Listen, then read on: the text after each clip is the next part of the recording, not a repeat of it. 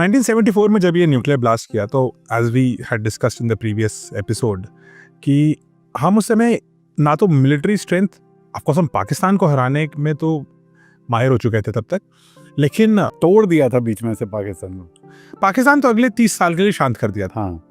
हमें चीन को शांत करना था, और वो भी चीन को ऐसे शांत करना था कि दुनिया को बहुत एंटेगनाइज ना कर दे।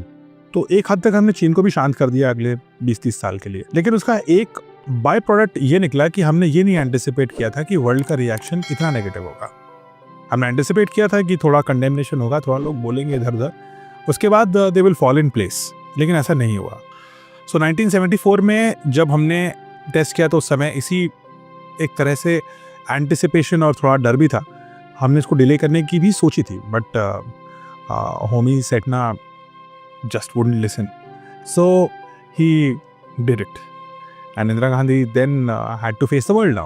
सबसे पहले तो पार्लियामेंट में उन्होंने फेस किया. That was your first projection to the world. तो Indira Gandhi was very categorical कि ये एक experimental टेस्ट है, ये peaceful explosion है, लेकिन we were trying to make a picture कि ये peaceful है. Smiling बुद्धा इसका नाम है, स्माइलिंग है, बुद्धा है, बुद्ध पूर्णिमा के दिन हुआ है, हम कह रहे हैं पीसफुल है, और हम ये भी कह रहे हैं कि हम इसका वेपन नहीं बनाएंगे। हमने वेपन नहीं बनाया इसका, हमने सिर्फ एक्सप्लोजन किया साहब, है ना।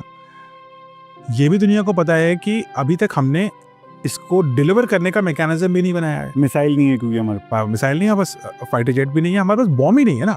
It is not encased as a bomb. Nuclear bomb is like a bomb, it looks something, है ना।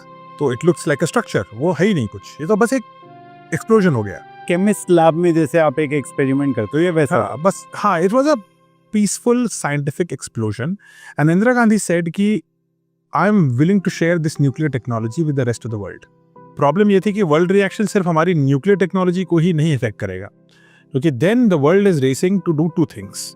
एक तो ये कि भारत इस न्यूक्लियर एक्सपेरिमेंटल एक्सप्लोजन को बॉम्ब में तब्दील ना कर पाए, फिर भारत ऐसा कोई भी बम डिलीवर ना कर पाए, और भारत की सिविलियन न्यूक्लियर फैसिलिटी में भी अब हम कुछ हेल्प नहीं करने वाले। बिकॉज लास्ट टाइम जब हमने कनाडा इंडिया वाला सिरस वाला जो मिशन हमने 1960 में हेल्प किया लास्ट टाइम, तब इंडिया ने उसके प्लूटोनियम से तो बॉम्ब बना दिया, तब एक्सप्लोजन कर दिया। So nobody is now willing to help you in civilian.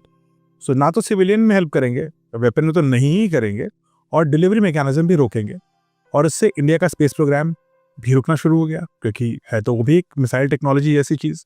तो इस पूरे चीज का परिणाम सबने देखा।